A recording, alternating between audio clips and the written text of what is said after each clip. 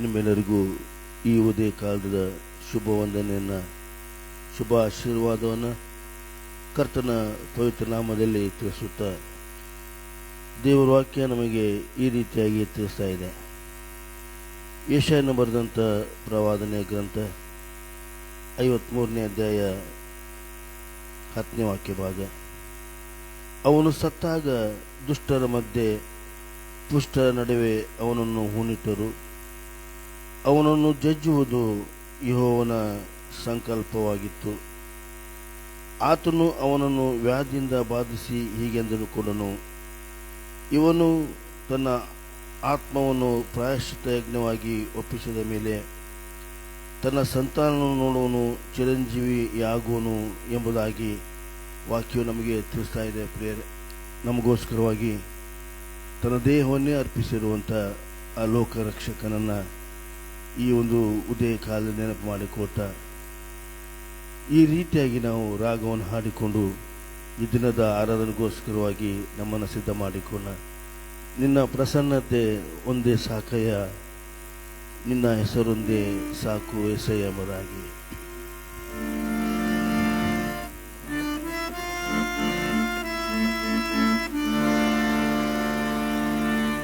ನಿನ್ನ ಪ್ರಸನ್ನತೆ ಒಂದೇ ಸಾಕಯ್ಯ, ನಿನ್ನ ಹೆಸರೊಂದೇ ಸಾಕು ಎಸಯ್ಯ.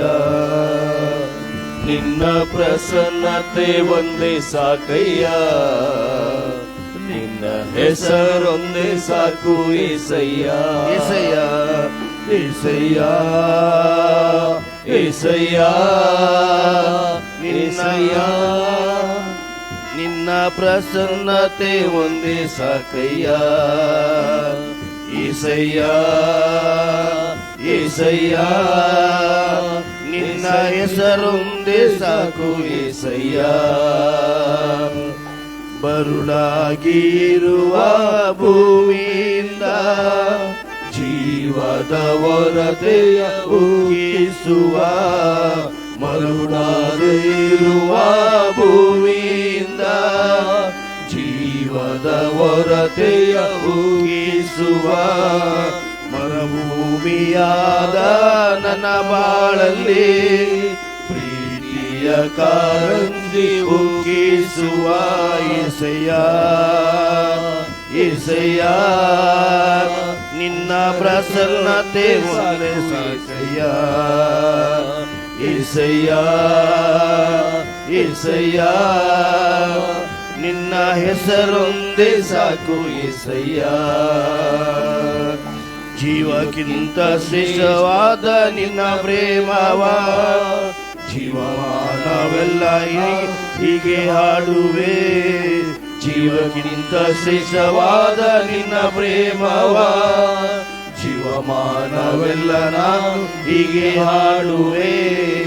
ನಿನ್ನ ಮಂದಿರದಿ ನಿನ್ನ ಪ್ರಭಾವದ ಹೆಸರೆತ್ತಿ ಮುಗಿದು ಹರ್ಷಿಸುವೆನು ಎಸಯ್ಯ ಏಸಯ್ಯ. ನಿನ್ನ ಹೆಸರೊಂದೇ ಸಾಕು ಏಸಯ್ಯ ಏಸಯ್ಯ ಏಸಯ್ಯ. ನಿನ್ನ ಹೆಸರೊಂದೇ ಸಾಕು ಏಸಯ್ಯ.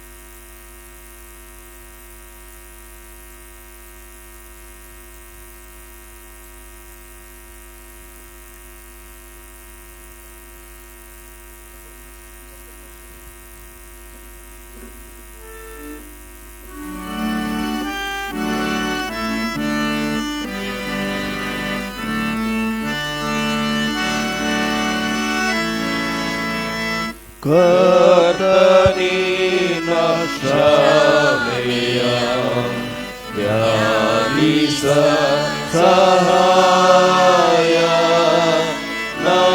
ನನಗಿಯು ಜ್ಞಾನವ ನೀನೇ ಪಾಲಿಸಾಯ ನಿನ್ನ ಕೃಪಾಸ್ಥಾನದೇ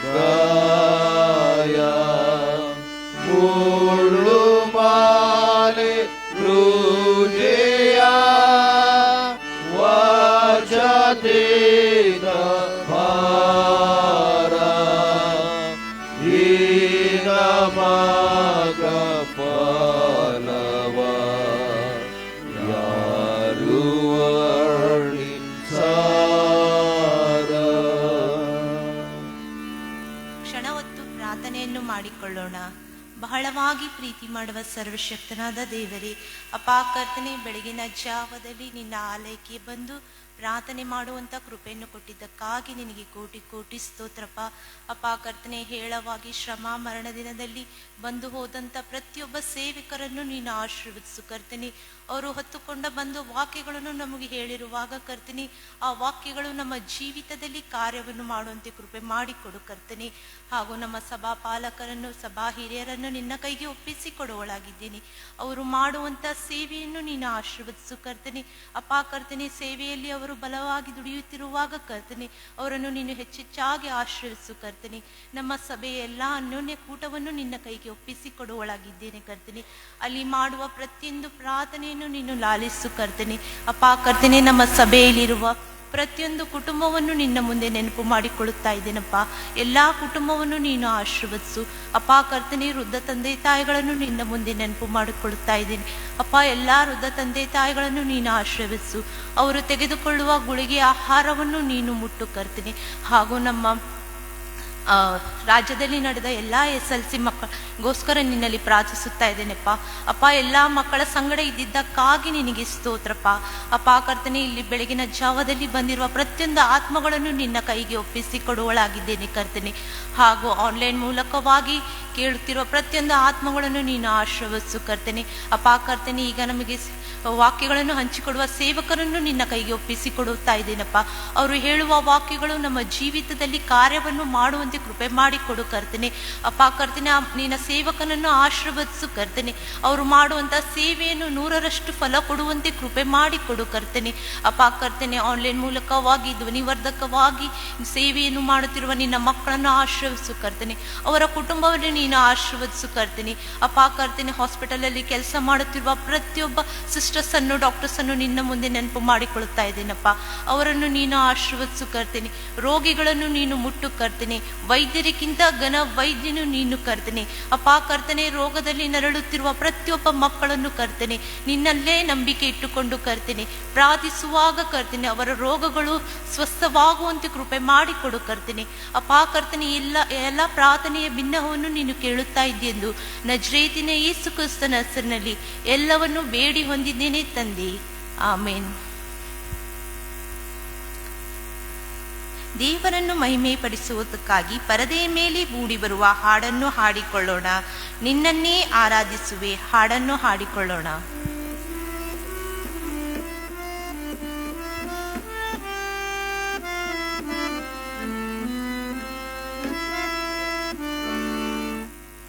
ನಿನ್ನನ್ನೇ ಆರಾಧಿಸುವೆ, ನಿನ್ನನ್ನೇ ಆರಾಧಿಸುವೆ, ನಿನ್ನನ್ನೇ ಆರಾಧಿಸುವೆ, ನಿನ್ನನ್ನೇ ಆರಾಧಿಸುವೆ, ಆದಿಯು ನೀನೇ ಅಂತ್ಯವು ನೀನೇ ನನ್ನಯ ಉಸಿರು ನೀನೇ. ಆದಿಯು ನೀನೇ ಅಂತ್ಯವು ನೀನೇ ನನ್ನಯ ಉಸಿರು ನೀನೇ. ನಿನ್ನನ್ನೇ ಆರಾಧಿಸುವೆ, ನಿನ್ನನ್ನೇ ಆರಾಧಿಸುವೆ. ಕೊಳಲು ಕಿನ್ನರಿಯೊಂದಿಗೆ ತಂತೆಯ ವಾದ್ಯದಿಂದಲೇ ಹಾಡಿನ ನನ್ನ ಅರ್ಪಿಸುವೆ. ಕೊಳಲು ಕಿನ್ನರಿಯೊಂದಿಗೆ ತಂತಿಯ ವಾದ್ಯದಿಂದಲೇ ನಿನ್ನಯ ವಾಕ್ಯವ ಹಾಡಿನ ನನ್ನನ್ನು ಅರ್ಪಿಸುವೆ. ನನ್ನಯ ಪ್ರಿಯ ಯೇಸುವೆ ನಿನಗಾಗಿ ಬಾಳುವೆನು. ನನ್ನಯ ಪ್ರಿಯ ಯೇಸುವೆ ನಿನಗಾಗಿ ಬಾಳುವೆನು. ನಿನ್ನನ್ನೇ ಆರಾಧಿಸುವೆ, ನಿನ್ನನ್ನೇ ಆರಾಧಿಸುವೆ, ನಿನ್ನನ್ನೇ ಆರಾಧಿಸುವೆ, ನಿನ್ನನ್ನೇ ಆರಾಧಿಸುವೆ. ಕಣ್ಣೀರಿನಿಂದಲೇ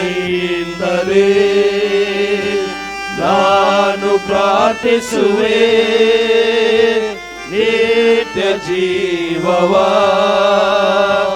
ನಾನು ಹುಡುಕುವೆನು. ಕಣ್ಣೀರಿನಿಂದಲೇ ನಾನು ಪ್ರಾರ್ಥಿಸುವೆ, ನಿತ್ಯ ಜೀವವ ನಾನು ಹುಡುಕುವೆನು. ನನ್ನಯ ಸೃಷ್ಟಿಯ ಕರ್ತನೇ ನಿನಗಾಗಿ ಬಾಳುವೆನು. ನನ್ನಯ ಸೃಷ್ಟಿಯ ಕರ್ತನೇ ನಿನಗಾಗಿ ಬಾಳುವೆನು. ನಿನ್ನನ್ನೇ ಆರಾಧಿಸುವೆ, ನಿನ್ನನ್ನೇ ಆರಾಧಿಸುವೆ, ನಿನ್ನನ್ನೇ ಆರಾಧಿಸುವೆ, ನಿನ್ನನ್ನೇ ಆರಾಧಿಸುವೆ.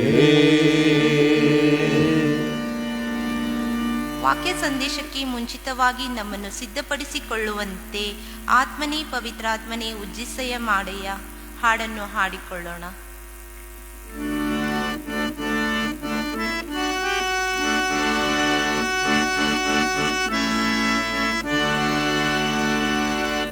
ಆತ್ಮನೇ ಪವಿತ್ರಾತ್ಮನೇ ಉಜ್ಜೀವಿಸ ಮಾಡಯ್ಯ. ಆತ್ಮನೇ ಪವಿತ್ರಾತ್ಮನೇ ಉಜ್ಜೀವಿಸ ಮಾಡಯ್ಯ. ಆತ್ಮಸ್ವರೂಪನಾದ ಆತ್ಮಸ್ವರೂಪನಾದ ನಿನ್ನದು ಆತ್ಮೀಯ ರೀತಿಯಲ್ಲಿ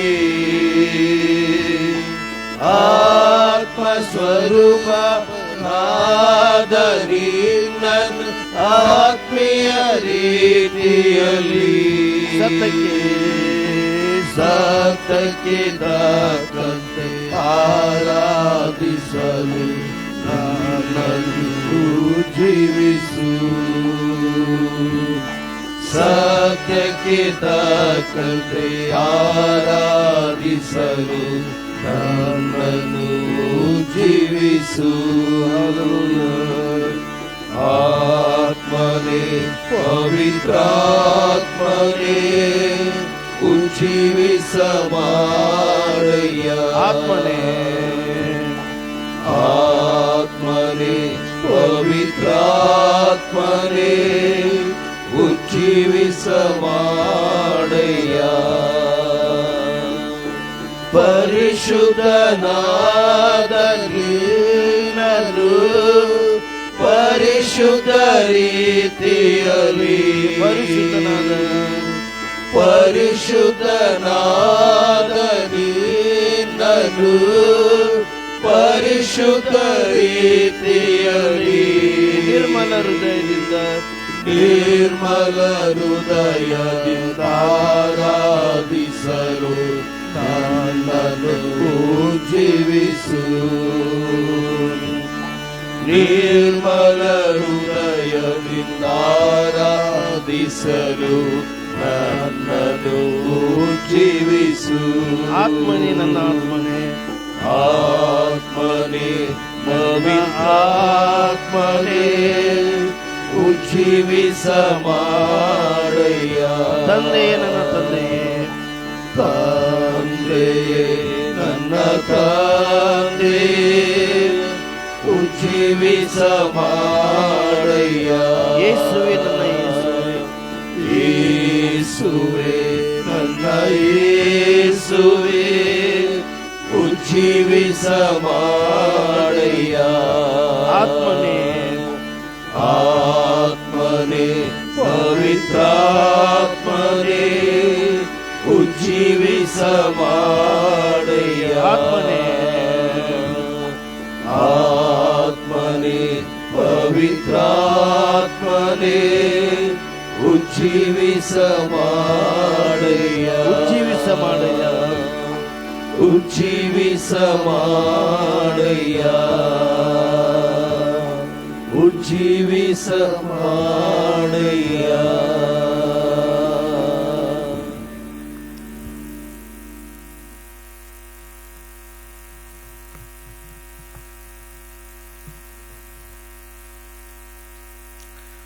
ಪ್ರಾರ್ಥನೆ ಮಾಡೋಣ.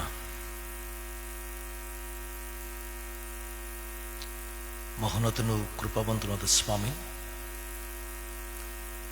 ನಮ್ಮೆಲ್ಲರ ಜೀವನದಲ್ಲಿ ನೀನು ಕೊಟ್ಟಂಥ ಈ ಹೊಸ ದಿನಕ್ಕಾಗಿ ಸ್ತೋತ್ರ. ಈ ದಿವಸವನ್ನು ನಿನ್ನ ಸನ್ನಿಧಾನದಲ್ಲಿ ನಾವು ಆರಂಭಿಸುವಂತೆ ನೀನು ನಮಗೆ ಕೊಟ್ಟಂಥ ನಿನ್ನ ಅವಕಾಶಕ್ಕಾಗಿಯೂ ಸ್ತೋತ್ರ. ಕೀರ್ತನೆಗಾರನು ಹೇಳುವ ಹಾಗೆ ನಿನ್ನ ಅಂಗಳದಲ್ಲಿ ಕಳೆಯುವ ಪ್ರತಿಯೊಂದು ಸಮಯವು ಸಹಸ್ರ ದಿನಗಳಿಗಿಂತ ಮೇಲು. ಹೌದು ಸ್ವಾಮಿ, ಈ ಸಭೆಯವರು ಕಳೆದ 44 ದಿವಸಗಳಿಂದ ಪ್ರತಿ ದಿವಸ ಬೆಳಗ್ಗೆ ಸೇರಿ ಬಂದು ಆರಾಧನೆಯನ್ನು ಮಾಡುತ್ತಾ ನಿನ್ನ ಪ್ರಸನ್ನತೆ ಅನುಭವಿಸುವ ಕೃಪೆಯನ್ನು ಕೊಟ್ಟಿದೆ. ನಾಳೆಯ ಮುಂಜಾನೆಯ ಪುನರುತ್ಥಾನದ ಆರಂಭದ ಆರಾಧನೆಯೊಂದಿಗೆ ನಾವು ಈ ವರ್ಷದ ಬೆಳಗಿನ ಆರಾಧನೆಗಳನ್ನು ಮುಕ್ತಾಯಗೊಳಿಸಲಿಕ್ಕಿದ್ದೇವೆ. ಆದರೆ ಸ್ವಾಮಿ, ನಾವು ಸಭೆಯಾಗಿ ಬೆಳಗ್ಗೆ ಇರ್ಲಿಕ್ಕೆ ಕೊಡದಿದ್ದರೂ ನಾವು ಈ 40-45 ದಿವಸಗಳಲ್ಲಿ ಯಾವ ಒಂದು ಅಭ್ಯಾಸವನ್ನು ಮಾಡಿಕೊಂಡೆವೋ ಅದನ್ನು ನಮ್ಮ ಮನೆಗಳಲ್ಲಿ ಮುಂದುವರಿಸುವಂತೆ ಸಹಾಯ ಮಾಡು. ಬೆಳಗ್ಗೆ ಎದ್ದು ನಾವು ನಿನ್ನ ಸಂಗಡ ಸಮಯವನ್ನು ಕಳೆದು ನಿನ್ನೊಟ್ಟಿಗೆ ನಮ್ಮ ಕೆಲಸಗಳನ್ನು ಆರಂಭಿಸುವಂತೆ ಕೃಪೆ ಕೊಡು. ಯಾವ ರೀತಿ ನೀನು ಮುಂಜಾನೆ ಎದ್ದು ಹೋಗಿ ಅಡವಿಯಲ್ಲಿ ಅಥವಾ ತೋಟದಲ್ಲಿ ನಿನ್ನ ತಂದೆಯೊಂದಿಗೆ ನೀನು ಪ್ರಾರ್ಥನೆಯ ಮೂಲಕ ಸಂಬಂಧವನ್ನು ಗಟ್ಟಿ ಮಾಡಿ ಕಡಿಯುವ ಹಾಗೆ ನಾವು ಕೂಡ ಪ್ರತಿ ದಿವಸ ಬೆಳಗ್ಗೆ ಎದ್ದು ನಮ್ಮ ಕೆಲಸ ಕಾರ್ಯಗಳನ್ನು ಆರಂಭಿಸುವ ಮೊದಲು ನಿನ್ನ ಸನ್ನಿಧಾನದಲ್ಲಿ ನಮ್ಮನ್ನು ಒಪ್ಪಿಸಿಕೊಟ್ಟು ನಾವು ನಮ್ಮ ದಿವಸಗಳನ್ನು ನಿನ್ನ ಹೆಸರಿನ ಮೂಲಕ ಆರಂಭಿಸುವಂತೆ ಸಹಾಯ ಮಾಡು. ಆ ಮೂಲಕ ಈ ಆರಾಧನೆಗಳು, ಬೆಳಗಿನ ಆರಾಧನೆಗಳು ಅದು ನಿಂತು ಹೋಗದೆ ಅದು ನಮ್ಮ ಮನೆಗಳಲ್ಲಿ ಮುಂದುವರಿಯುವಂತೆ ಸಹಾಯ ಮಾಡು. ಆ ಮೂಲಕ ನಾವು ಪ್ರತಿ ದಿವಸ ನಿನ್ನ ಪ್ರಸನ್ನತೆಯ ಮೂಲಕ, ನಿನ್ನ ಇರುವಿಕೆಯ ಮೂಲಕ ಮತ್ತು ನಿನ್ನ ಅನುಭವದ ಮೂಲಕ ನಮ್ಮ ದಿನಗಳನ್ನು ಆರಂಭಿಸುವಂತೆ ಕೃಪೆ ಕೊಟ್ಟು ನಡೆಸು. ಈಗಲೂ ಸ್ವಾಮಿ, ನಾವು ಸ್ವಲ್ಪ ಹೊತ್ತಿನ ವಾಕ್ಯವನ್ನು ಕೇಳುವಾಗ ನಮ್ಮೊಟ್ಟಿಗಿರು, ನಮ್ಮೊಟ್ಟಿಗೆ ಮಾತಾಡು. ನಿನ್ನ ಸ್ವರವನ್ನು ನಾವು ಕೇಳುವ ಹಾಗೆ ನಮ್ಮ ಕಿವಿಗಳನ್ನು ತೆರೆ, ನಿನ್ನ ಕಾರ್ಯಗಳನ್ನು ನೋಡುವ ಹಾಗೆ ನಮ್ಮ ಕಣ್ಣುಗಳನ್ನು ತೆರೆ, ನಿನ್ನ ವಾಕ್ಯಗಳನ್ನು ಮನನ ಮಾಡಿ ಅದನ್ನು ನಮ್ಮ ಜೀವಿತಕ್ಕೆ ಅಳವಡಿಸಿಕೊಳ್ಳುವ ಹಾಗೆ ನಮ್ಮ ಹೃದಯಗಳನ್ನು ತೆರೆ. ಕರ್ತನೆ, ನಿನ್ನ ಕೈಗೆ ನಮ್ಮನ್ನು ಒಪ್ಪಿಸಿಕೊಡ್ತೇವೆ. ಯೇಸುವಿನ ಹೆಸರಲ್ಲಿ ಬೇಡಿಕೊಳ್ಳುತ್ತೇವೆ, ಆಮೆನ್. ನಿಮಗೆಲ್ಲರಿಗೂ ಬೆಳಗಿನ ವಂದನೆಗಳು. ನಾವು ಮಂಗಳವಾರ ಬೆಳಗ್ಗೆ ಕ್ರಿಸ್ತನನ್ನು ಅರಿಯುವ ಕುರಿತು ಆಲೋಚನೆ ಮಾಡಿದೆವು. ಅದರ ನಂತರ ಬುಧವಾರದಂದು ಕ್ರಿಸ್ತನಿಗಾಗಿ ಜೀವಿಸುವ ಕುರಿತು ಆಲೋಚನೆ ಮಾಡಿದೆವು. ಕ್ರಿಸ್ತನಿಗಾಗಿ ಫಲಗಳನ್ನು ಕೊಡುವ ಕುರಿತು ಆಲೋಚನೆಗಳನ್ನು ಮಾಡಿದೆವು. ಇವತ್ತು ಕ್ರಿಸ್ತನನ್ನು ತಿಳುಕೊಂಡ, ಕ್ರಿಸ್ತನನ್ನು ಸ್ವಂತ ರಕ್ಷಕನಾಗಿ ಅಂಗೀಕರಿಸಿಕೊಂಡ ಮತ್ತು ಕ್ರಿಸ್ತನಲ್ಲಿ ಜೀವಿಸುವ ಸಮುದಾಯವಾಗಿ ನಾವು ಏನು ಮಾಡತಕ್ಕದ್ದು, ನಮ್ಮ ಮುಂದಿರುವಂಥ ಜವಾಬ್ದಾರಿಗಳೇನು, ಮುಖ್ಯವಾಗಿ ನಾವು ದೊಡ್ಡ ಮಟ್ಟಿನಲ್ಲಿ ಮಾಡಲಿಕ್ಕಾಗದಿದ್ದರೂ ನಾವಿರುವ ಸ್ಥಳದಲ್ಲಿ, ನಮ್ಮ ಮನೆಯಲ್ಲಿ, ನಮ್ಮ ಕುಟುಂಬದಲ್ಲಿ ನಾವು ಏನನ್ನು ಮಾಡಬಹುದು ಎಂಬುದರ ಕುರಿತು ಆಲೋಚನೆ ಮಾಡೋಣ. ಇದಕ್ಕೆ ನಾನು ಆರಿಸಿಕೊಂಡಂಥ ದೇವರ ವಾಕ್ಯದ ಮಾತು ಅದು ಯೋಹಾನನ ಬರೆದ ಸುವಾರ್ತೆ 1ನೇ ಅಧ್ಯಾಯ ಅದರ 29ನೇ ವಚನದಿಂದ 42 ವಚನದವರೆಗೆ. ಯೋಹಾನನ ಬರೆದ ಸುವಾರ್ತೆ 1ನೇ ಅಧ್ಯಾಯ 29ನೇ ವಚನದಿಂದ 42ನೇ ವಚನದವರೆಗೆ. ಅಲ್ಲಿ ಈ ರೀತಿ ಬರೆಯಲ್ಪಟ್ಟದೆ: ಮರುದಿನ ಯೋಹಾನನು ತನ್ನ ಕಡೆಗೆ ಬರುವ ಯೇಸುವನ್ನು ನೋಡಿ, ಅಗೋ, ಯಜ್ಞಕ್ಕೆ ದೇವರು ನೇಮಿಸಿದ ಕುರಿ, ಲೋಕದ ಪಾಪವನ್ನು ನಿವಾರಣೆ ಮಾಡುವವನು, ನನ್ನ ಹಿಂದೆ ಬರುವವನು ನನಗಿಂತ ಮೊದಲೇ ಇದ್ದುದರಿಂದ ನನಗೆ ಮುಂದಿನವನಾದನು ಎಂದು ನಾನು ಹೇಳಿದ ಮಾತು ಈತನ ವಿಷಯವಾಗಿಯೇ.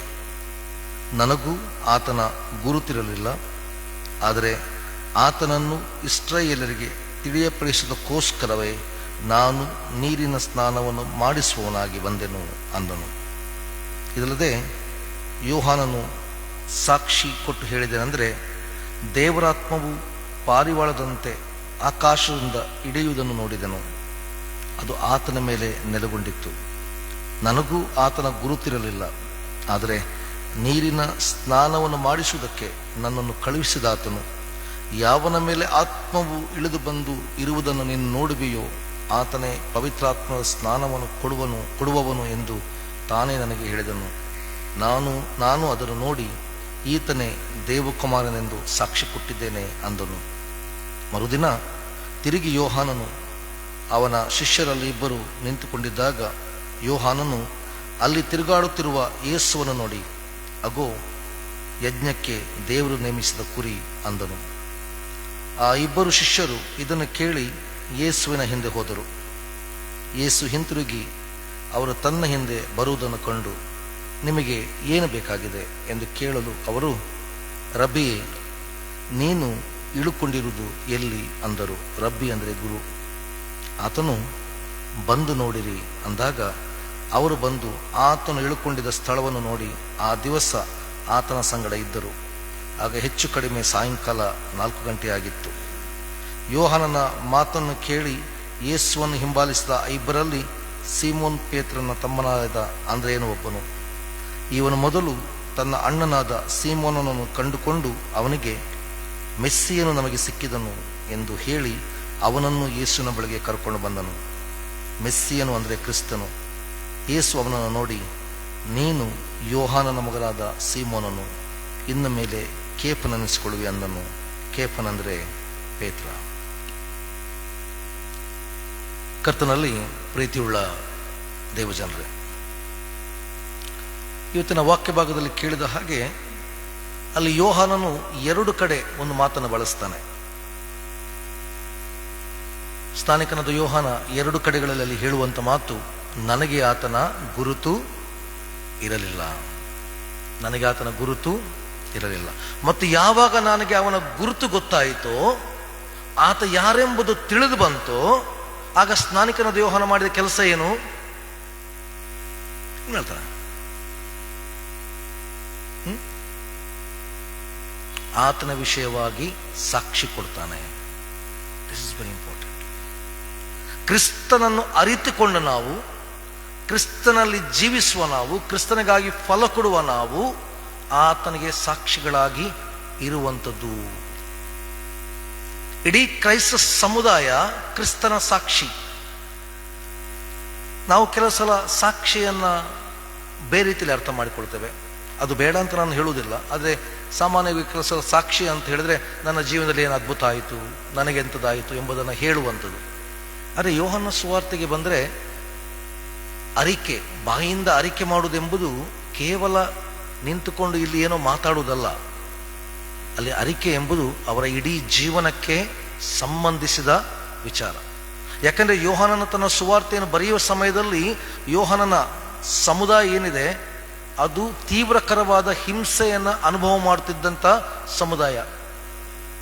ಯೋಹಾನನ ಸುವಾರ್ತೆ ಬರೆಯಲ್ಪಟ್ಟದ್ದು ಹೆಚ್ಚು ಕಡಿಮೆ ಕ್ರಿಸ್ತಶಕ 90ರ ನಂತರ. ಪ್ರಕಟಣೆಯ ಪುಸ್ತಕ ಮತ್ತು ಯೋಹಾನನ ಸುವಾರ್ತೆ ಎಲ್ಲೋ ಬರೆಯಲ್ಪಟ್ಟದ್ದು ಆ ಸಮಯದಲ್ಲಿ ಮುಖ್ಯವಾಗಿ ರೋಮ್ ಸಾಮ್ರಾಜ್ಯದಲ್ಲಿ ಇದ್ದಂಥ ಚಕ್ರವರ್ತಿ ಡೊಮೇಷನ್ನ ಕಾಲದಲ್ಲಿ ಕ್ರೈಸ್ತ ಸಭೆಗೆ ತೀವ್ರಕರವಾದ ಹಿಂಸೆ ಬಂತು. ತೀವ್ರಕರವಾದ ಜನರು ತಮ್ಮ ನಂಬಿಕೆಗಳನ್ನು ಮತ್ತೊಮ್ಮೆ ಕಳಕೊಂಡು ಯಹೂದಿ ಧರ್ಮಕ್ಕೆ ಅಥವಾ ತಮ್ಮ ಗ್ರೀಕ್ ನಂಬಿಕೆಗಳಿಗೆ ಹಿಂದೆ ಹೋಗುವಂಥ ಸ್ಥಿತಿಗಳು ಬಂತು. ಆದ್ದರಿಂದಲೇ ಪ್ರಕಟಣೆಯಂಥ ಪುಸ್ತಕ ಕೂಡ ಜನರನ್ನು ಯಾವುದಕ್ಕೆ ಪ್ರೇರೇಪಿಸ್ತದೆ? ನೀವು ಸಾಯಬೇಕಾದರೂ ನಂಬಿಗಸ್ತನಾಗಿ. ನಾವಿವತ್ತು ಪ್ರಕಟಣೆ ಬಗ್ಗೆ ತುಂಬ ತಪ್ಪಾದ ಅಭಿಪ್ರಾಯಗಳನ್ನೆಲ್ಲ ಹೊಂದಿದ್ದೇವೆ.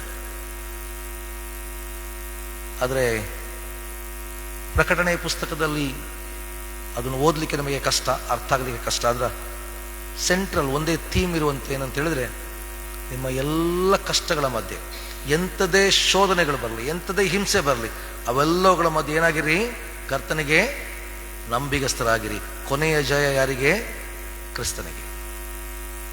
ಇದು ಪ್ರಕಟಣೆ ಪುಸ್ತಕದ ಪ್ರಾಮುಖ್ಯ ವಿಚಾರ. ನಿಮಗೆ ಒಂದು ಸಣ್ಣ ಇನ್ಫಾರ್ಮೇಶನ್. ನಮಗೆ ಬೈಬಲಲ್ಲಿ ಬರೆಯಲ್ಪಟ್ಟ ಇಷ್ಟು ಪುಸ್ತಕಗಳ ಹೊರತಾಗಿ ನಮಗೆ ಹೆಚ್ಚು ಬೇರೆ ಗೊತ್ತಿಲ್ಲ. ಕೆಲವು ಸಲ ಅದರಲ್ಲಿ ಬರೆದಿರುವುದೇ ಗೊತ್ತಿಲ್ಲ. ಸುವಾರ್ತೆಗಳು ಕೇವಲ 4 ಇರುವುದಲ್ಲ. ನಮ್ಮ ಬೈಬಲಲ್ಲಿ ಮಾತ್ರ ನಾವು 4 ಸುವಾರ್ತೆಗಳನ್ನು ಇಟ್ಕೊಂಡಿದ್ದೇವೆ. ಇನ್ನೂ 100 ಸುವಾರ್ತೆಗಳಿದೆ.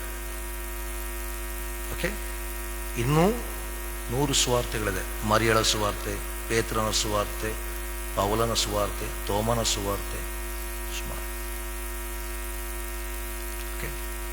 ಹಾಗೆಯೇ ಪ್ರಕಟಣೆ ಅಂತ ಪುಸ್ತಕ ಒಂದೇ ಇರುವುದಲ್ಲ. ಇಂಥ ಪುಸ್ತಕಗಳು ಇನ್ನೂ ಸುಮಾರು ಬರೆಯಲ್ಪಟ್ಟ ಪುಸ್ತಕಗಳು ಇವೆ. ಯಾವಾಗೆಲ್ಲ ಕ್ರೈಸ್ತ ಸಭೆಗೆ ತೀವ್ರಕರವಾದ ಹಿಂಸೆಗಳು ಬಂತೋ ಆಗ ಅವರು ಬರೆಯಲ್ಪಟ್ಟಂಥ ಬರವಣಿಗೆಗಳು ಸಾಮಾನ್ಯವಾಗಿ ಹೇಗಿತ್ತು ಅಂತ ಹೇಳಿದ್ರೆ, ಅದು ಅವರಿಗೆ ಮಾತ್ರ ಅರ್ಥ ಆಗಬೇಕು, ಬೇರೆಯವರಿಗೆ ಏನಾಗಬಾರ್ದು, ಅರ್ಥ ಆಗ್ಬೋದು. ಆದ್ರಿಂದ ಅವ್ರು ಏನು ಮಾಡ್ತಾರೆ? ಅದನ್ನು ಕೋಡ್ ವರ್ಡಲ್ಲಿ ಬಳಸ್ತಾರೆ. ಯೋಹಾನನ ಸುವಾರ್ತೆ ಬರೆಯಲ್ಪಟ್ಟ ಕಾಲ ಕೂಡ ಅದು. ಅದರಿಂದ ಅಲ್ಲಿ ಒಬ್ಬ ನಿಂತುಕೊಂಡು ಬಾಯಿಯಿಂದ ಅರಿಕೆ ಮಾಡ್ತಾನೆ, ಕ್ರಿಸ್ತನನ್ನು ಒಪ್ಪಿಕೊಳ್ತಾನೆ ಅಂತ ಹೇಳಿದ್ರೆ ಎಲ್ಲಿಯೋ ಇಲ್ಲಿ ಕೂತ್ಕೊಂಡ ಚರ್ಚ್ನಲ್ಲಿ ಒಪ್ಪಿಕೊಳ್ಳುವ ಹಾಗೆ ಅಲ್ಲ. ಬದಲಾಗಿ ಅವನು ಆವತ್ತು ಬಾಯಿಯಿಂದ ಅರಿಕೆ ಮಾಡಿ ಕ್ರಿಸ್ತನನ್ನು ಒಪ್ಪಿಕೊಳ್ತಾನೆ ಅಂತ ಹೇಳಿದ್ರೆ ಅವನ ಮುಂದೆ ಏನು ನಿಂತಿದೆ? ಮರಣ ಅವನ ಮುಂದೆ ನಿಂತಿದೆ. ಅವನು ಕೊಟ್ಟ ಸಾಕ್ಷ್ಯ ನಿಮಿತ್ತವಾಗಿ ಯಾವಾಗ ಬೇಕಾದರೂ ಅವನ ಮೇಲೆ ಏನು ಬರಬಹುದು? ಹಿಂಸೆ ಬರಬಹುದು. ಸೊ ಅದರಿಂದಾಗಿ ಅದು ಸುಮ್ಮನೆ ನಿಂತ್ಕೊಂಡು ನನಗೆ ಇಂಥದ್ದಾಯಿತು ಹೀಗೆ ಹೇಳುವ ಸಾಕ್ಷಿ ಅಲ್ಲ, ಬದಲಾಗಿ ಅವರ ಜೀವನವೇ ಒಂದು ಸಾಕ್ಷಿ. ಕ್ರೈಸ್ತ ಸಭೆ ಕ್ರಿಸ್ತನನ್ನು ಅಂಗೀಕರಿಸಿ ಕ್ರಿಸ್ತನನ್ನು ಅರ್ಥ ಮಾಡಿಕೊಂಡ ಸಭೆ ಕ್ರಿಸ್ತನಿಗೆ ಸಾಕ್ಷಿಯಾಗಿ ನಿಲ್ಲಬೇಕು. ಹೇಗೆ ಅಂತ ಹೇಳಿದ್ರೆ, ಕೇವಲ ಬಾಯಿಯಿಂದ ಅರಿಕೆ ಮಾಡೋದ್ರಲ್ಲಿ ಅಲ್ಲ, ನಮ್ಮ ಇಡೀ ಜೀವನವೇ ಕ್ರಿಸ್ತನಿಗೆ ಸಾಕ್ಷಿಯಾಗಿ ಇರಬೇಕಾದದ್ದು ಬಹಳ ಪ್ರಾಮುಖ್ಯ. ಅದು ಆಗುವುದು ಯಾವಾಗ ಅಂತ ಹೇಳಿದ್ರೆ, ನಮಗೆ ಗುರುತಿಲ್ಲದ ಕ್ರಿಸ್ತನನ್ನು ನಾವು ಕಂಡುಕೊಂಡಾಗ. ಈಗ ಯಾವ ರೀತಿಯಲ್ಲಿ ಸ್ನಾನಿಕನಾದ ಯೋಹಾನ ಕಾರ್ಯವನ್ನು ಮಾಡ್ತಾನೋ ಹಾಗೆ ಅದೇ ಕಾರ್ಯವನ್ನು ಮಾಡಲಿಕ್ಕೆ ನಮಗೆ ನಿಮಗೊಂದು ಜವಾಬ್ದಾರಿ ಇದೆ. ಆ ಜವಾಬ್ದಾರಿ ಯಾವುದು? ನಾನು ಕಂಡುಕೊಂಡ ಕ್ರಿಸ್ತನಿಗೆ ಸಾಕ್ಷಿಯಾಗಿರುವಂಥದ್ದು. ನಾವು ಒಂದು ವೇಳೆ ಸಮಾಜದಲ್ಲಿ ಹೋಗಿ ಈ ಕೆಲಸ ಮಾಡಲಿಕ್ಕೆ ಆಗ್ತದೋ ಇಲ್ಲೋ ಗೊತ್ತಿಲ್ಲ. ಆಗದಿದ್ದರೆ ಅಟ್ಲೀಸ್ಟ್ ನಾನಿರುವ ಮನೆಯಲ್ಲಿ, ನಾನಿರುವ ಸಭೆಯಲ್ಲಿ ಬಹಳ ಪ್ರಾಮುಖ್ಯವಾಗಿ ನಾನು ಯಾವ ಕ್ರಿಸ್ತನನ್ನು ಕಂಡುಕೊಂಡಿದ್ದೇನೆ ಆ ಕ್ರಿಸ್ತನನ್ನು ಕಂಡುಕೊಳ್ಳಿಕ್ಕೆ ಇತರನ್ನು ಏನು ಮಾಡುವಂಥದ್ದು? ನಡೆಸುವಂಥದ್ದು. ಅಲ್ಲಿ ಸ್ನಾನಿಕನ ಯೋಹಾನ ಏನು ಹೇಳ್ತಾನೆ? ಅಗೋ ಯಜ್ಞಕ್ಕೆ ನೇಮಿಸಿದ ಕುರಿ. ಯಾಕೆ ಹೇಳ್ತಾನೆ? ಆ ಮೂಲಕ ಕ್ರಿಸ್ತನ ಕಡೆಗೆ ಏನನ್ನು ತೋರಿಸ್ತಾನೆ? ಬೆರಳನ್ನು ತೋರಿಸ್ತಾನೆ. ಕ್ರಿಸ್ತನ ಕಡೆಗೆ ಜನರು ಸಾಗುವಂತೆ ಮಾಡ್ತಾನೆ. ಇವತ್ತು ಕ್ರೈಸ್ತ ಸಭೆಯಾಗಿ ನಾವು ಯಾವ ವಿಶ್ವಾಸವನ್ನು ಪಡ್ಕೊಂಡಿದ್ದೇವೋ ಆ ವಿಶ್ವಾಸ ನಮ್ಮಲ್ಲಿ ಸುಮ್ಮನೆ ನಿಂತ ನೀರಾಗಬಾರ್ದು. ಆ ವಿಶ್ವಾಸ ಏನಾಗಬೇಕಂತ ಹೇಳಿದ್ರೆ, ನಮ್ಮ ವಿಶ್ವಾಸಗಳು ಇನ್ನೊಬ್ಬನಿಗೆ ದಾರಿದೀಪ ಆಗಬೇಕು. ನಾವು ಇನ್ನೊಬ್ಬನನ್ನ ಕ್ರಿಸ್ತನ ಬಳಿಗೆ ನಡೆಸುವಂತ ಜವಾಬ್ದಾರಿಗಳು ಬೆಳೆಯಬೇಕು. ಆದರೆ ಇದರಲ್ಲಿ ನಮಗೆ ತುಂಬ ಜವಾಬ್ದಾರಿಗಳಿದೆ. ಒಂದ್ಸಲ ನನ್ನ ಒಬ್ಬ ಅಣ್ಣ, ಅವನು ಚರ್ಚಲ್ಲಿ ಎಲ್ಡರ್ ಆಗಿದ್ದ, ಒಂದು ಸುಮಾರು ವರ್ಷ ಎಲ್ಡರ್ ಆಗಿದ್ದ. ಈಗ ಬಿಟ್ಟ ಮೇಲೆ ಮತ್ತೆ ಅವನಾಗಲಿಲ್ಲ. ಒಂದ್ಸಲ ಒಂದು ಮನೆಯವರು ಭಾಳ ಕ್ಲೋಸ್ ಫ್ಯಾಮಿಲೀಸ್ ಅವರು ಕರೆದ ಅಣ್ಣನಿಗೆ ಫೋನ್ ಮಾಡಿ ಹೇಳಿದರು, ನೀವು ಸ್ವಲ್ಪ ಬನ್ನಿ, ನಮ್ಮ ಗಂಡನಿಗೆ ಸ್ವಲ್ಪ ಬುದ್ಧಿ ಹೇಳಿ, ಅವರು ಯಾವಾಗಲೂ ಮನೆಯಲ್ಲಿ ಕುಡಿದು ತುಂಬ ಜಗಳ ಮಾಡ್ತಾರೆ, ಗಲಾಟೆ ಮಾಡ್ತಾರೆ, ಸ್ವಲ್ಪ ಬುದ್ಧಿ ಹೇಳಿ ಬನ್ನಿ. ಸೊ ಒಂದು ದಿವಸ ಅಣ್ಣ ಹೋಗಿ ಕೂತ್ಕೊಂಡು, ಅವರು ಸ್ವಲ್ಪ ಕುಡ್ದಿದ್ದಾರೆ, ಕೂತ್ಕೊಂಡು ಅವ್ರು ಸ್ವಲ್ಪ ಮಾತಾಡಿದ, ಸ್ವಲ್ಪ ಹೇಳಿದ, ಹೀಗೆಲ್ಲ ಮಾಡಬಾರ್ದು. ಒಳ್ಳೆ ಮನುಷ್ಯ ಅವರು ಕೂಡ. ಅಣ್ಣ ಹೇಳೋದನ್ನು ಸಾಕಷ್ಟು ತಾಳ್ಮೆಯಿಂದ ಕೇಳಿದ್ರು. ಮತ್ತು ಮೇ ಬಿ ಅವರ ತಾಳ್ಮೆ ಸ್ವಲ್ಪ ಕೆಟ್ಟಿತ್ತು ಕಾಣ್ತದೆ. ಅವರು ಮತ್ತೆ ಅಣ್ಣನಿಗೆ ನೇರವಾಗಿ ಹೇಳಿದ್ರು, ನೀನು ನನಗೆಂತ ಹೇಳೋದು? ನೀನೇ ಮೊನ್ನೆ ಬಾರಲ್ಲಿ ನನ್ನ ಎದುರು ಟೇಬಲಲ್ಲಿ ಕೂತ್ಕೊಂಡಿರಲ್ವಾ? ನೀನೆಂತ ನನಗೆ ಹೇಳೋದು? ಅವರು ಕುಡಿಯೋದನ್ನು ಬಿಡಲಿಲ್ಲ, ನನ್ನ ಅಣ್ಣ ಅವತ್ತು ಕುಡಿಯೋದನ್ನು ಬಿಟ್ಟ. ಅಂದರೆ ನಾನು ಇನ್ನೊಬ್ಬನಿಗೆ ದಾರಿದೀಪವಾಗುವ ಮೊದಲು ನನ್ನ ಜೀವನವನ್ನು ಸರಿಪಡಿಸಿಕೊಳ್ಳಬೇಕಾದದ್ದು ಬಹಳ ಪ್ರಾಮುಖ್ಯ. ನನ್ನ ಜೀವನದಲ್ಲಿ ನಾನು ಕ್ರಿಸ್ತನಿಗೆ ಮೊದಲು ನನ್ನ ಇಡೀ ಜೀವನದಲ್ಲಿ ಸಾಕ್ಷಿ ಆಗಿರೋದು ಬಹಳ ಪ್ರಾಮುಖ್ಯ. ಅದು ಆದಾಗ ನಾನು ಇನ್ನೊಬ್ಬನನ್ನು ಎಲ್ಲಿಗೆ ನಡೆಸಲಿಕ್ಕೆ ಸಾಧ್ಯ? ಕ್ರಿಸ್ತನ. ನಾನು ಯಾವಾಗಲೂ ಹೇಳ್ತೇನೆ, ನಾವು ಇಡೀ ಸಭೆ ಬದಲಾಗಬೇಕು ಎಂಬುದಾಗಿ ಹೇಳಿದ್ರೆ ಯಾವುದು ಬದಲಾಗೋದಿಲ್ಲ. ನಾನು ನನ್ನ ಮೊದಲ ಸಭೆ ಮಸ್ಕಾಪುರ ಅಲ್ಲಿ ನಾನು ಸರ್ವಿಸ್ ಮಾಡುವಾಗ ಒಂದು ಸಲ ಸಂಡೇ ಪ್ರಸಂಗ ಮಾಡಿದ್ದೆ. ಆ ವಾರದಲ್ಲಿ ನಾನು ಮನೆ ವಿಸಿಟ್ಗೆ ಹೋಗುವಾಗ ಒಬ್ಬರು ಸಿಕ್ಕಿ ಹೇಳಿದ್ರು, ಅಯ್ಯ, ಲಾಸ್ಟ್ ಸಂಡೇದ ಪ್ರಸಂಗ ಬಹಳ ಚೆನ್ನಾಗಿತ್ತು, ಇಟ್ ವಾಸ್ ರಿಯಲಿ ವಂಡರ್ಫುಲ್, ನಿಜವಾಗಲೂ ಮನ ಮುಟ್ಟುವ ಹಾಗಿತ್ತು. ಆದರೆ ನೀವು ಏನೇ ಹೇಳಿ ಈ ಜನ ಬದಲಾಗೋದಿಲ್ಲ. ಏನು? ನೀವೇನೇ ಹೇಳಿ ಈ ಜನ ಬದಲಾಗೋದಿಲ್ಲ. ನಾನು ಸ್ವಲ್ಪ ಯೋಚನೆ ಮಾಡಿದೆ, ಏನು ಉತ್ತರ ಕೊಡೋದು ಅವರಿಗೆ. ಆಮೇಲೆ ಹೇಳಿದೆ, ಅವ್ರಿಗೊಂದು ಪ್ರಶ್ನೆ ಕೇಳಿದೆ, ಅವರನ್ನೆಲ್ಲ ಬಿಟ್ಟು ಬಿಡಿ, ನೀವು ಬದಲಾಗಿದ್ದೀರಾ? Have you changed? ನಾನು ಹೇಳಿದೆ, ಮೊದಲು ನಾನು ಬದಲಾಗಬೇಕು. ನಾನು ಬದಲಾದ್ರೆ ಯಾರು ಬದಲಾಗ್ತಾರೆ? ನನ್ನ ಮನೆ ಬದಲಾಗ್ತದೆ. ನನ್ನ ಮನೆ ಬದಲಾದರೆ ನನ್ನ ಚರ್ಚ್ ಬದಲಾಗ್ತದೆ. ಸಿಂಪಲ್. ನಾನು ಬದಲಾದರೆ ನನ್ನ ಮನೆ ಬದಲಾಗ್ತದೆ, ನನ್ನ ಮನೆ ಬದಲಾದರೆ ಆಟೋಮೆಟಿಕ್ ಆಗಿ ಚರ್ಚ್ ಬದಲಾಗ್ತದೆ. ಯಾಕೆಂತ ಹೇಳಿದ್ರೆ church is nothing but the group of families. ಪ್ರತಿ ಕುಟುಂಬ ಕ್ರಿಸ್ತನ ಸಾಕ್ಷಿಯ ಕುಟುಂಬವಾಗಿ ಬೆಳೆದಾಗ, ಆ ಎಲ್ಲ ಕುಟುಂಬಗಳಲ್ಲಿ ಸೇರಿದಾಗ ಆ ಕುಟುಂಬಗಳ ಸಾಕ್ಷಿಗಳು ಏನಾಗ್ತದೆ? ಇವತ್ತು ಯೋಹನನ ಹಾಗೆ ನಮ್ಮ ಮನೆಯಲ್ಲಿರುವವರನ್ನ, ನಮ್ಮ ಮಕ್ಕಳನ್ನ ಕ್ರಿಸ್ತನ ಬಳಿಗೆ ನಡೆಸುವಂಥ ಜವಾಬ್ದಾರಿ ಯಾರ್ದು? ನಮ್ಮದು. ನಿಮ್ಮಲ್ಲಿ ಎಷ್ಟು ಮಂದಿ ನೀವು ನಿಮ್ಮ ಮಕ್ಕಳಿಗೆ ನಿಮ್ಮ ಮನೆಯಲ್ಲಿ ಬೈಬಲ್ನ ಕುರಿತು ವಿಚಾರಗಳನ್ನು ಹೇಳ್ತೀರಿ? ನಿಮ್ಮಲ್ಲಿ ಎಷ್ಟು ಜನ ಕೂತ್ಕೊಂಡು ಆ ಮಕ್ಕಳೊಟ್ಟಿಗೆ ಬೈಬಲ್ ಓಪನ್ ಮಾಡಿಕೊಂಡು ಅವರಿಗೆ ವಿಚಾರಗಳನ್ನು ತಿಳಿಸ್ತೀರಿ? ಸಂಡೇ ಸ್ಕೂಲ್ಗೆ ಕಳಿಸ್ತೀರಿ ಮಾತ್ರ ಸಾಲದು. ಸಂಡೇ ಸ್ಕೂಲಲ್ಲಿ ಮಕ್ಕಳು ಎಷ್ಟು ಕಲಿತಾರೆ? ಒಂದು ವರ್ಷದಲ್ಲಿ ಇರುವುದು 52 ಭಾನುವಾರ. ಆ 52 ಭಾನುವಾರದಲ್ಲಿ ಸಂಡೇ ಸ್ಕೂಲ್ ಇರೋದು ಹೆಚ್ಚು ಕಡಿಮೆ 30 ದಿವಸ. ಉಳಿದ ದಿವಸ ರಜೆಗಳು, ಹಬ್ಬಗಳು, 52 ದಿವಸ, 30 ದಿವಸ. 30 ದಿವಸದಲ್ಲಿ ಸಂಡೇ ಸ್ಕೂಲಲ್ಲಿ ಅವರು ದೇವರ ವಾಕ್ಯವನ್ನು ಕೇಳೋದು ಎಷ್ಟು ಹೊತ್ತು? ಒಂದು ಅರ್ಧ ಗಂಟೆ ಲೆಕ್ಕ ಹಾಕಿದರೆ ಎಷ್ಟಾಯಿತು? 30 × ಅರ್ಧ ಗಂಟೆ ಎಷ್ಟು ತಾಸು? 15 hours. ಒಂದು ದಿವಸಕ್ಕೆ ಎಷ್ಟು ತಾಸುಂಟು? ಅಂದರೆ ಇಡೀ ವರ್ಷದಲ್ಲಿ ನಮ್ಮ ಮಕ್ಕಳು 24 ತಾಸು ಕೂಡ ದೇವರ ವಾಕ್ಯ ಕಲಿಯಿದ್ದಾರೆ. ನಮ್ಮ ಮಕ್ಕಳು ಶಾಲೆಗೆ ಹೋದರೆ 8 ತಾಸು ಇರ್ತಾರೆ ಶಾಲೆಯಲ್ಲಿ. ನಮ್ಮ ಇಡೀ ಸಂಡೇ ಸ್ಕೂಲ್ ನಡೆಯುವಂಥದ್ದು 2 ದಿವಸ ಮಾತ್ರ. ಆ ಲೆಕ್ಕ ಮಾಡಿದರೆ ಆ 2 ದಿವಸದಲ್ಲಿ ನಾವು ನಮ್ಮ ಮಕ್ಕಳಿಗೆ ಎಷ್ಟು ದೇವರ ವಾಕ್ಯವನ್ನು ಕೊಡಲಿಕ್ಕೆ ಸಾಧ್ಯ? ಅದರಿಂದ ಪ್ರತಿ ಮನೆ ತಮ್ಮ ಮಕ್ಕಳಿಗೆ ಏನನ್ನು ಕೊಡಬೇಕು? ದೇವರ ವಾಕ್ಯವನ್ನು ಕೊಟ್ಟು ಅವರನ್ನು ಬೆಳೆಸಬೇಕು. ನೀವು ನಿಮ್ಮ ಮಕ್ಕಳಿಗೆ ಸಾಕ್ಷಿಗಳಾಗಿ ನಿಲ್ಲಬೇಕು. ಅಗೋ, ಅಲ್ಲಿ ಯಜ್ಞಕ್ಕೆ ನೇಮಿಸಿದ ಕುರಿ ನಿಮ್ಮ ಸಾಕ್ಷಿಗಳು. ಅದರಿಂದ ಕ್ರಿಸ್ತನ ಅರಿತವರಾದ ನಾವು, ಕ್ರಿಸ್ತನಲ್ಲಿ ಫಲ ಕೊಡಲಿಕ್ಕೆ ಕರೆಯಲ್ಪಟ್ಟ ನಾವು ಪ್ರಾಮುಖ್ಯವಾಗಿ ಹೊರಗಡೆಯಲ್ಲ, ಮೊದಲು ನಮ್ಮ ಮನೆಗಳಲ್ಲಿ ನಾವೇನು ಮಾಡಬೇಕು? ನಮ್ಮ ಮನೆಯಲ್ಲಿದ್ದವರು ಕ್ರಿಸ್ತನ ಬಳಿಗೆ ಬರುವ ಹಾಗೆ ನಾವು ನಡೆಸಬೇಕು. ಇವತ್ತು ಸ್ವಲ್ಪ ಆಲೋಚನೆ ಮಾಡಿ. ನೀವೆಲ್ಲರೂ ಬಹಳ ನಂಬಿಕೆಯಿಂದ ಬೆಳಗ್ಗೆ ಎದ್ದು ಬರ್ತಾ ಇದ್ದೀರಿ. ನಿಮ್ಮ ಹೆಚ್ಚಿನವರ ಮಕ್ಕಳು ಎಲ್ಲಿದ್ದಾರೆ? ನಿಮ್ಮ ಯವನಸ್ಥ ಮಕ್ಕಳು ಎಲ್ಲಿದ್ದಾರೆ? ನಿಮ್ಮ ಯವನಸ್ಥ ಮಕ್ಕಳು ಸಭೆಯೊಳಗೆ ಹೆಚ್ಚು ಯಾಕೆ ಕಾಣುವುದಿಲ್ಲ? ಒಂದು ವೇಳೆ ಅವರು ಕಾಣದಿದ್ದರೆ ಅದರ ಜವಾಬ್ದಾರರು ಯಾರು? ನೀವೇ ಜವಾಬ್ದಾರರು. ಯಾಕಂತ ಹೇಳಿದ್ರೆ ನೀವು ಮಾತು ಕೊಟ್ಟಿದ್ದೀರಿ. ಏನು ಮಾತು ಕೊಟ್ಟಿದ್ದೀರಿ? ಈ ಮಗು ಬೆಳೆದು ಕ್ರೈಸ್ತ ಶಿಕ್ಷಣವನ್ನು ಹೊಂದುವವರೆಗೆ ಅದರ ಕ್ರೈಸ್ತ ಶಿಕ್ಷಣವನ್ನು ಯಾರು ನೋಡ್ತೇನೆ? ನಾವು ನೋಡ್ತೇವೆ. ಬ್ಯಾಪ್ಟಿಸಮ್ ಟೈಮಲ್ಲಿ ಏನು ಕೊಟ್ಟಿದ್ದೀರಿ? ಮಾತು ಕೊಟ್ಟಿದ್ದೀರಿ. ನಿಮ್ಮ ಮಾತ್ರ ಅಲ್ಲ, ನಿಮ್ಮೊಟ್ಟಿಗೆ ಚರ್ಚ್ನ ಎಲ್ಡರ್ ಮಾತು ಕೊಟ್ಟಿದ್ದಾರೆ, ನಿಂತ್ಕೊಂಡು ಸಾಕ್ಷಿ ಕೊಟ್ಟಿದ್ದಾರೆ. ಏನು ಸಾಕ್ಷಿ ಕೊಟ್ಟಿದ್ದಾರೆ? ಈ ಮಗುವಿನ ಕ್ರೈಸ್ತ ಶಿಕ್ಷಣದಲ್ಲಿ ನಾನು, ಆಮೇಲೆ ಅವರಿಗೆ ನೆನಪುಂಟ ಇಲ್ವೋ ಗೊತ್ತಿಲ್ಲ ಯಾರಿಗೆ ಸಾಕ್ಷಿ ಕೊಟ್ಟಿದ್ದೇನಂತೆ. ಆದರೆ ಬಹಳ ಪ್ರಾಮುಖ್ಯ. ಆದರೆ ನೀವು ಕ್ಯಾಥೋಲಿಕ್ ಚರ್ಚಲ್ಲಿ ನೋಡಿದರೆ ಅಲ್ಲಿ ಹಾಗೆಲ್ಲ. ಅಲ್ಲಿ ಯಾವಾಗ ಒಬ್ಬ ಎಲ್ಡರ್ ಬಂದು ಒಂದು ಮಗುವಿಗೆ ಸಾಕ್ಷಿಯಾಗಿ ನಿಲ್ತಾನ, ಎಲ್ಲಿವರೆಗೆ ಅಂತ ಹೇಳಿದ್ರೆ ಆ ಮಗು ದೃಢೀಕರಣ ಆಗುವವರೆಗೆ ಸಹ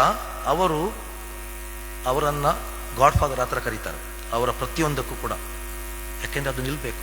ನಮ್ಮಲ್ಲಿ ಆ ಕ್ರಮ ಇಲ್ಲ. ನಮ್ಮಲ್ಲಿ ಕೇವಲ ಕ್ರಮಕ್ಕೋಸ್ಕರ ಒಬ್ಬ ಎಲ್ಡರನ್ನು ನಿಲ್ಲಿಸೋದು, ಅವ್ರು ನಿಂತ್ಕೊಂಡು ಒಂದು ಹೇಳ್ತಾರೆ, ಹೌದು ಒಪ್ಪುತ್ತೇನೆ, ಆಮೇಲೆ ಅವರಿಗೆ ಗೊತ್ತಿಲ್ಲ ಅವ್ರು ಯಾರಿಗೆ ಸಾಕ್ಷಿ ಕೊಟ್ಟಿದ್ದಾರೆ ಅಂತ. ನಮ್ಮ ಸಭೆಗಳು ಇವತ್ತು ಈ ನಿಟ್ಟಿನಲ್ಲಿದೆ. ಅಂದರೆ ನಮ್ಮ ಮನೆಯಲ್ಲಿಯೇ ನಾವು ನಮ್ಮ ಮನೆಯಲ್ಲಿರುವವರಿಗೆ ಸರಿಯಾದ ರೀತಿಯಲ್ಲಿ ಏನು ಕೊಡ್ಲಿಕ್ಕಾಗಲಿಲ್ಲ? ಕ್ರೈಸ್ತ ಶಿಕ್ಷಣವನ್ನು ಕೊಡ್ಲಿಕ್ಕಾಗಲಿಲ್ಲ. ಯಾವಾಗ ನಮ್ಮ ಮಕ್ಕಳಿಗೆ ಕ್ರೈಸ್ತ ಶಿಕ್ಷಣ ಇಲ್ಲವೋ ಅವರು ಕ್ರಿಸ್ತನನ್ನು ಕಂಡುಕೊಳ್ಳುವುದಾದರೂ ಹೇಗೆ? ಅವರು ಕ್ರಿಸ್ತನ ಬಳಿಗೆ ಬರುವುದಾದರೂ ಹೇಗೆ? Very prominent.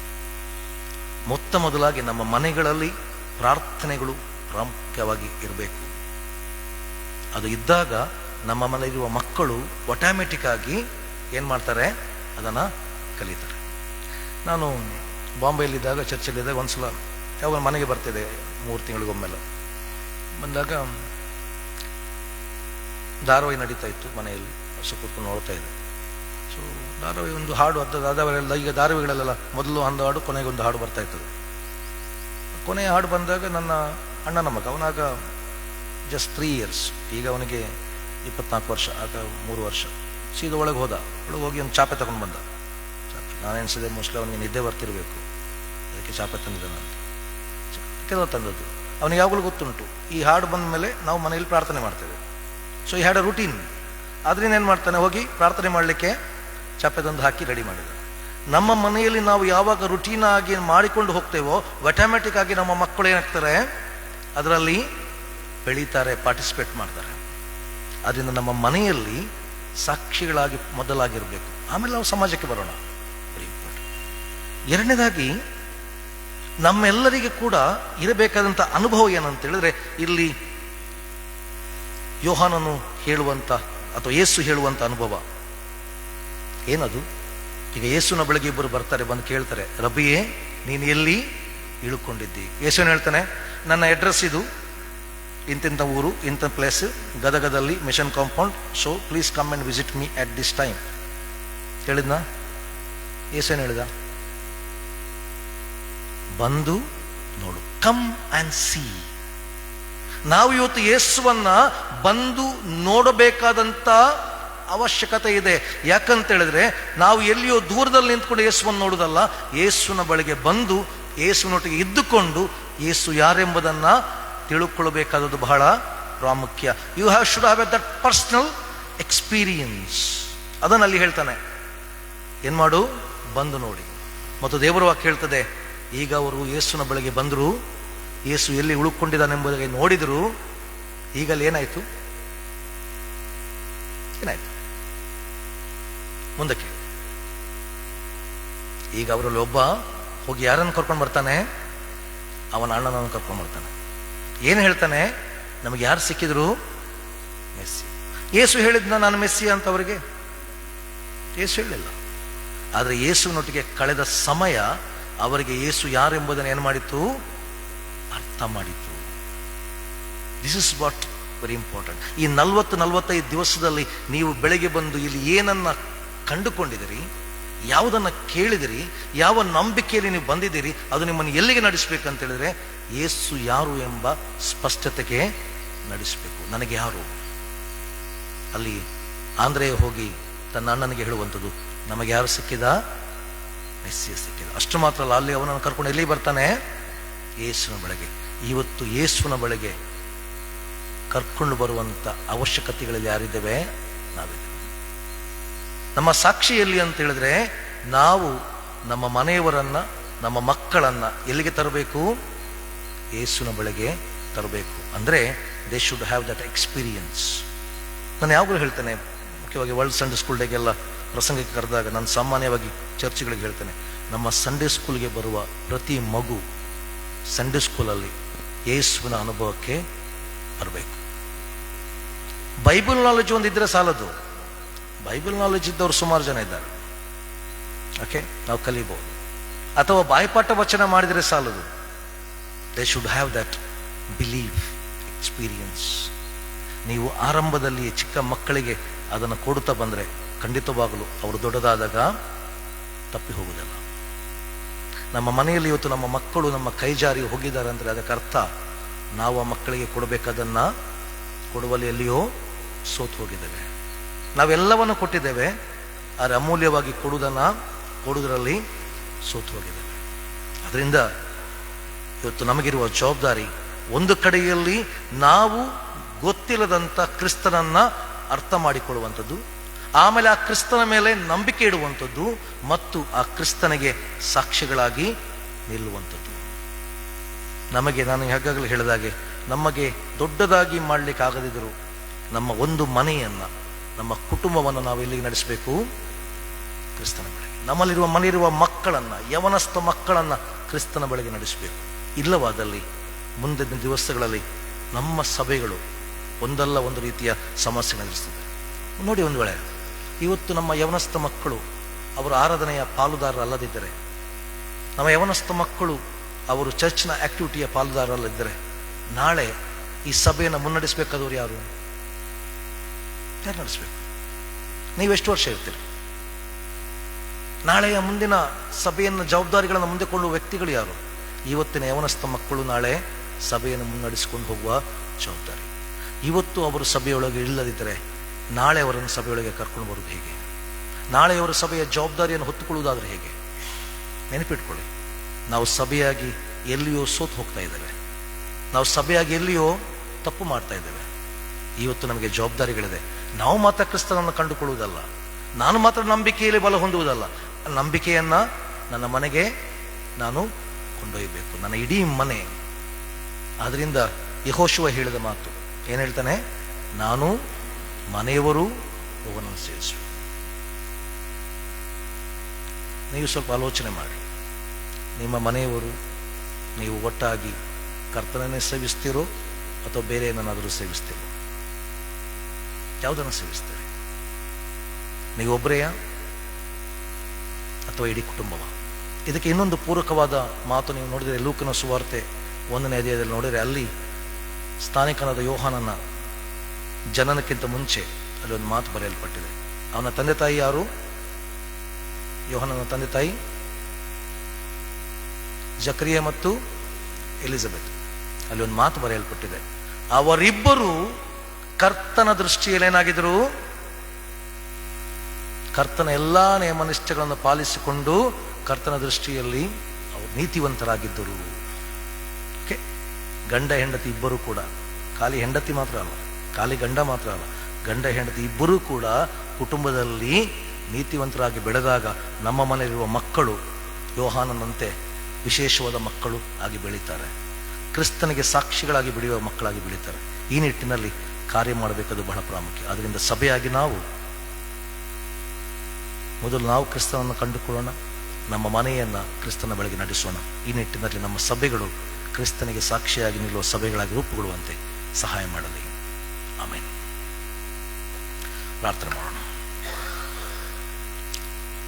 ಪ್ರೀತಿಯುಳ್ಳ ಸ್ವಾಮಿ, ಇವತ್ತಿನ ಬೆಳಗಿನ ಜಾವದಲ್ಲಿ ನೀನು ನಮಗೆ ಕೊಟ್ಟ ವಾಕ್ಯಕ್ಕಾಗಿ ಸ್ತೋತ್ರ. ನಾವು ಎಲ್ಲಿಯೋ ದೂರದಲ್ಲಿ ನಿಂತು ನಿನ್ನನ್ನು ನೋಡುವವರಲ್ಲ. ನೀನಿದ್ದಲ್ಲಿ ಬಂದು ನಿನ್ನ ಜೊತೆಯಲ್ಲಿ ವಾಸ ಮಾಡಿ ನಮ್ಮ ಸ್ವ ಅನುಭವದ ಮೂಲಕ ನೀನು ಯಾರೆಂಬುದನ್ನು ಪ್ರಕಟ ಮಾಡಲಿಕ್ಕೆ ನಾವು ಕರೆಯಲ್ಪಟ್ಟಿದ್ದೇವೆ. ನಮ್ಮ ನಂಬಿಕೆ ಕೇವಲ ಬೈಬಲಲ್ಲಿ ಬರೆಯಲ್ಪಟ್ಟಂಥ ಘಟನೆಗಳ ಮೇಲೆ, ಸಾಕ್ಷಿಗಳ ಮೇಲೆ ಅಲ್ಲ ಸ್ವಾಮಿ.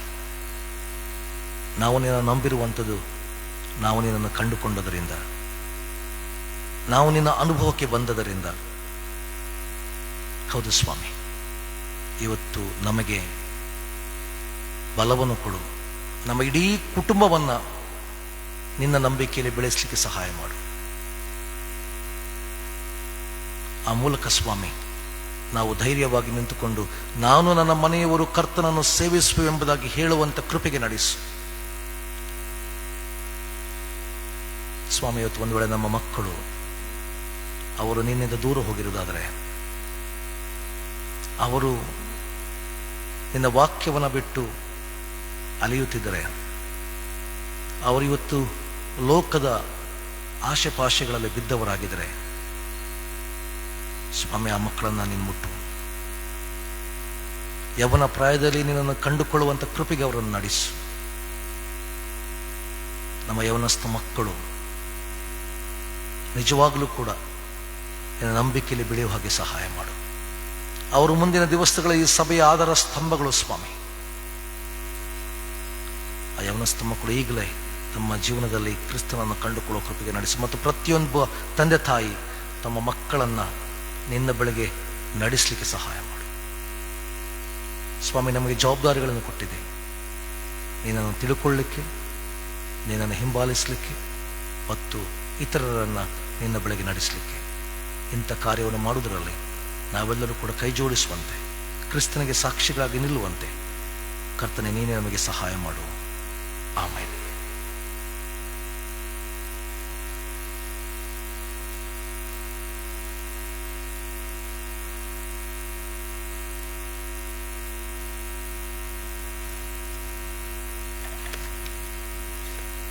ನಾವು ಹಾಡುವಂಥ ಸಂಗೀತದಲ್ಲಿ 272ನೇ ಸಂಗೀತ 1 ಮತ್ತು 2, 3 ಚರಣವನ್ನು ಹಾಡಿಕೊಳ್ಳೋಣ. ಹಾಡುವಂಥ ಸಂಗೀತ 272.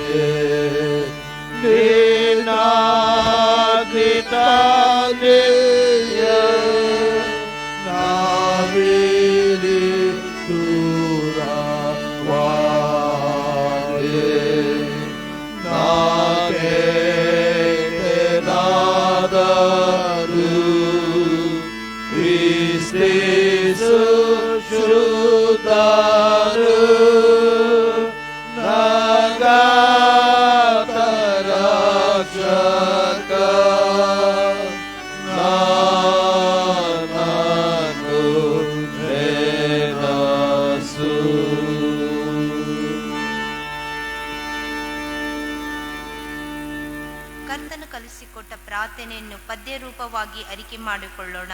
ಅದಾನಂತರ ದೇವಸೇವಕರು ಬಂದು ನಮ್ಮನ್ನು ಅಂತ್ಯಾಶೀರ್ವಾದದಲ್ಲಿ ನಡೆಸಬೇಕಾಗಿ ಕೇಳಿಕೊಳ್ಳುತ್ತೇವೆ.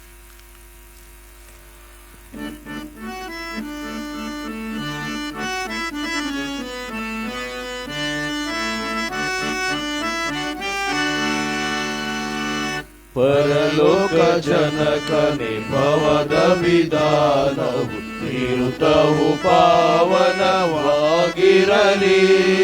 ಸುರಚಿರವಾಗಿ ನಿನ್ನಯ ರಾಜವು ತರೆಯಲ್ಲಿ ನೆಲಸಲಿ ಸ್ಥಿರವಾಗಿ. ಆಮೆನ್. ಪರದ ನದಿ ನಿನ್ನ ತೀರ್ಥವು ತರೆಯೋಡು ನೆರವೇರಲಿ ಅನುದಿನದ ಬುತ್ತಿ. ಪರಿಪಾಲಿಸು ಎಂಬ ಕೊರತೆಯ ನೀಗಿಸು ವರಸು ಗುಣಾಕರ ದಯಶೀಲ. ಆಮೆನ್. ಕ್ಷಮಿಸೆಮ ಪಾಪಗಳನ್ನು ನಾವಿತರರ ಕ್ಷಮಿಸಿದ ತೆರದಿ ದಯಾಕರನೇ. ಕ್ಷೇಮವ ಪಾಲಿಸು ದೀನರ ರಕ್ಷಿಸು ಕಾಮಿತ ಫಲದಾಯಕ ನೀನೇ. ಆಮೆನ್. ಶೋಧನೆಯೊಳಗೆ ಸೇರಿಸದಿರು ಭೂಮಿ ಶೋಧಕನಿಂದಲೇ ಕಾಯಿ ಪ್ರಭು. ರಾಜ್ಯವು ಬಲವು ಮಹಿಮೆಗಳು ಓದಯದೀಶನೆ ದೀನವುಗಳು. ಆಮೆನ್.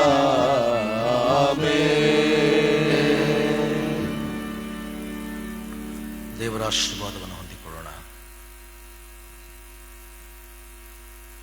ನಮ್ಮ ಕರ್ತನಾದ ಯೇಸು ಕ್ರಿಸ್ತನ ಕೃಪೆ, ತಂದೆಯ ದೇವರ ಪ್ರೀತಿ, ಪರಿಶುದ್ಧಾತ್ಮನೇನತೆ ಯಾವಾಗಲೂ ನಮ್ಮ ಸಂಗಡ ಇದ್ದು ನಾವು ಕ್ರಿಸ್ತನಿಗೆ ಸಾಕ್ಷಿಗಳಾಗಿರಲು, ಕ್ರಿಸ್ತನ ಜೊತೆಯಲ್ಲಿ ಜೀವಿಸಲು ನಮಗೆ ಸಹಾಯ ಕೊಟ್ಟು ನಡೆಸಲಿ. ಆಮೆನ್.